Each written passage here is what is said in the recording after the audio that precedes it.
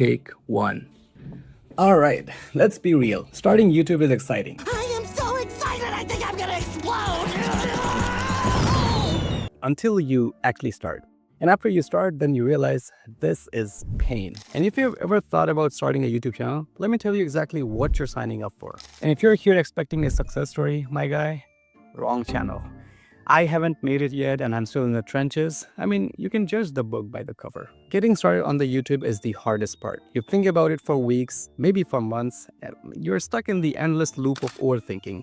What's your niche? Do you even know enough to actually share valuable information? Will anyone even watch? And just like that, you just get trapped in analysis paralysis. But let's say you finally push through and decide to make videos on something like personal finance. Great. Now comes the next dilemma. Are you comfortable on camera? If not, maybe voiceovers are the way to do it. But wait, that means more editing because now you have to create an entire video without just relying on your face.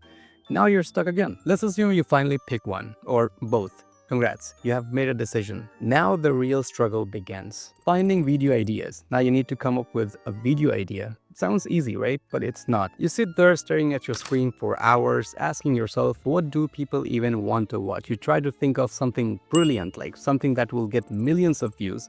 But after a while, your brain starts melting. So you do what every new YouTuber does. You Google how to find viral video ideas. And before you know it, you're just watching cat videos for couple of hours. Eventually you snap out of it and start looking through Google Trends, checking what's trending in your niche, analyzing other creators' successful videos, and after way too much scrolling, you finally settle on your topic.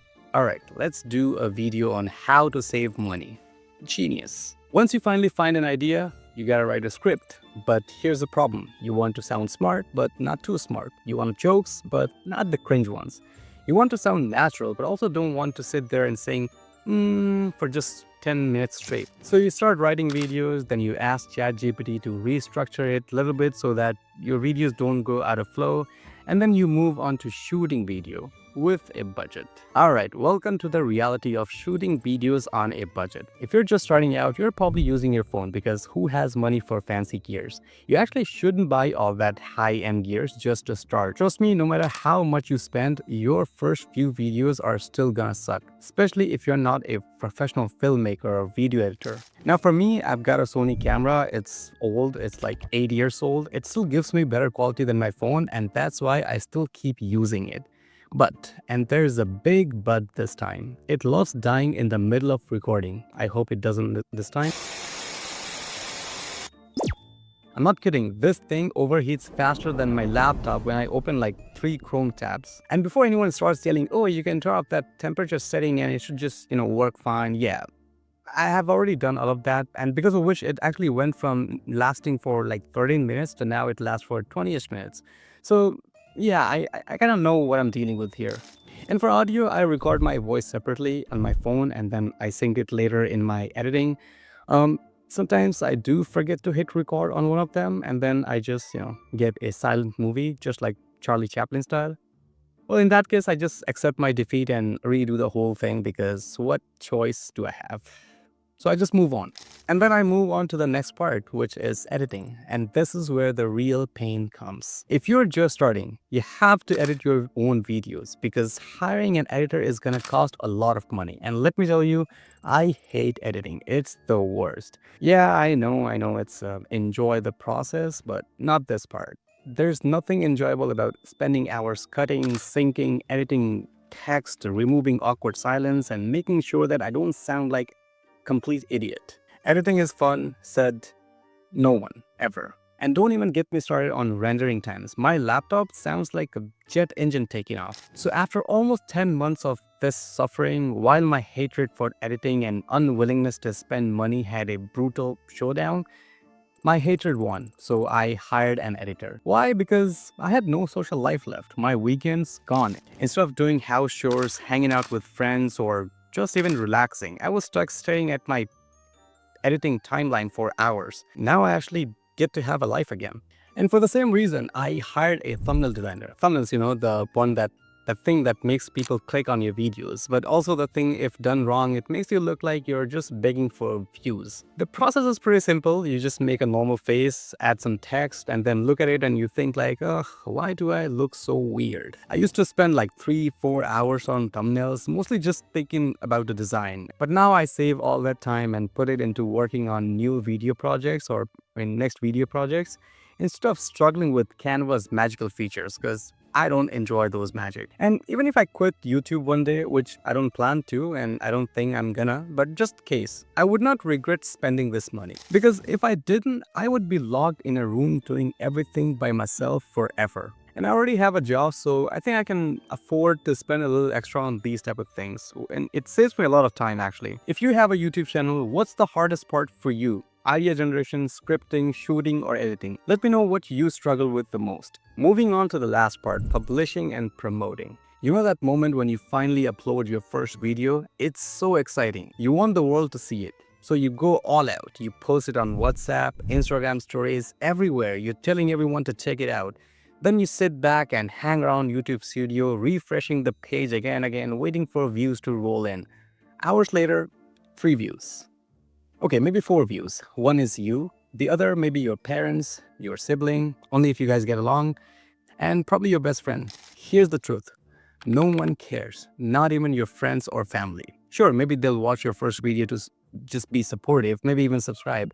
But after that, no. They want entertainment, they want food vlogs and cooking tutorials and cat videos, not your deep dive on how to save and grow money. And if they ever did have a question regarding something in your niche, like personal finance in my example, are they gonna watch your videos? No, they'll just call you directly.